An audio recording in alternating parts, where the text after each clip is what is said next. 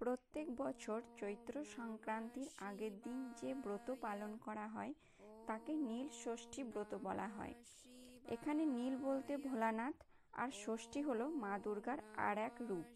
নীল ষষ্ঠীর ব্রতকথায় উল্লেখ করা হয়েছে, সংক্রান্তির আগের দিন উপবাস করে নীলাবতী অর্থাৎ মা ষষ্ঠীর পুজো করে নীলের ঘরে প্রদীপ জেলে ব্রত সম্পন্ন করতে হয়।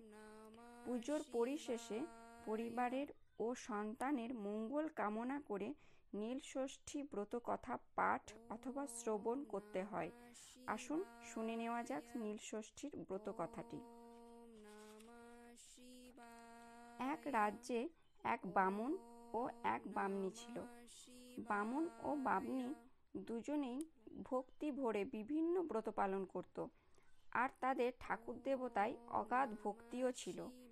কিন্তু তাদের 12 ব্রত ও পুজো পার্বণ করা সত্ত্বেও তাদের কোনো সন্তান ছিল না। প্রত্যেকবার সন্তান জন্ম নেওয়ার কিছু সময় পর পরই তাদের মৃত্যু হতো। তাই তারা মনের দুঃখে সিদ্ধান্ত নেয় তারা আর ভিটেমাটিতে বাস করবে না। তারা তীর্থ করতে বেরিয়ে পড়ে। তারা প্রথমে কাশীধামে গিয়ে ওঠে। একদিন বামনী মণিকর্ণিকা ঘাটে স্নান করে ঘাটে চাতালে বসে তার অদৃষ্টের কথা চিন্তা করতে লাগলো। আর তাই দেখে মা ষষ্ঠী বৃদ্ধা বামনীর বেশ ধারণ করে লাঠিতে ভর দিয়ে এসে বামনীকে জিজ্ঞেস করলো, বাছা, তোমার কি হয়েছে? এত কি চিন্তা করছো? বামনী বলল, আমার যে কি দুঃখ তা তোমায় কি করে বলবো। 7টা ছেলে মেয়ের জন্ম দেওয়া সত্ত্বেও আমি তাদেরকে বাঁচিয়ে রাখতে পারিনি। তাই মনে হয় 12 ব্রত এসব কিছুই মিথ্যে, কোনো কিছুরই ফল পাইনি আমি। তা শুনে বৃদ্ধাবেশী মা ষষ্ঠী বললেন, মা ষষ্ঠীর কথা শুনেছ কখনো? তিনি হলেন সন্তান দাত্রী, সন্তানদের রক্ষাকর্ত্রী। তা শুনে বামনী বললেন, মা ষষ্ঠীকেও মানি।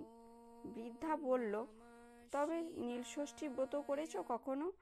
বামনী বলল, না, তা তো করিনি, তার নামও কখনো শুনিনি। কিভাবে করতে হয় নীলষষ্ঠীর ব্রত? বৃদ্ধা বেশি মা ষষ্ঠী বললেন, পুরো চৈত্র মাস শিব পূজা করে চৈত্র সংক্রান্তির আগের দিন উপবাসী থেকে সন্ধ্যের সময় নীলকণ্ঠ মহাদেবের পুজো করতে হয়। ওই দিন নীল মহাদেবের উদ্দেশ্যে ঘিয়ের প্রদীপ প্রজ্বলন করে সন্তানের মঙ্গল কামনা করতে হয়। নীল ষষ্ঠী ব্রত করলে সন্তানদের কখনো অকল্যাণ হয় না। শিবের ঘরে ঘিয়ের প্রদীপ জ্বালিয়ে মা নীলাবতীকে প্রণাম করে প্রসাদ গ্রহণ করে ব্রত ভঙ্গ করতে হয়। এসব বলেই বৃদ্ধাবেশী মা ষষ্ঠী অদৃশ্য হলেন। বামনী কাশীতে থেকেই পুরো চৈত্র মাস শিব পূজা করে মা ষষ্ঠীর কথা মতো ব্রত পালন করলেন। কিছু সময় পর বামনীর পুত্র সন্তান জন্ম নিল। বেশ কয়েকটি ছেলে ও মেয়ের জন্ম দিল বামনী। আর বামনীর মুখেই প্রচার হতে লাগলো নীলষষ্ঠীর ব্রত মাহাত্ম্য কথা। ব্রত কথা সমাপ্ত। ব্রতের ফল। নীলষষ্ঠী ব্রত পালন করলে মা ষষ্ঠীর কৃপায় সন্তানদের কখনো অকাল মৃত্যু হয় না। সবাইকে জানাই নীলষষ্ঠীর শুভেচ্ছা। আমার চ্যানেলে নতুন হয়ে থাকলে অবশ্যই চ্যানেলটিকে সাবস্ক্রাইব করুন আর আমার পাশে থাকুন। ভিডিওটি শেষ পর্যন্ত দেখার জন্য অসংখ্য ধন্যবাদ। রাধে রাধে।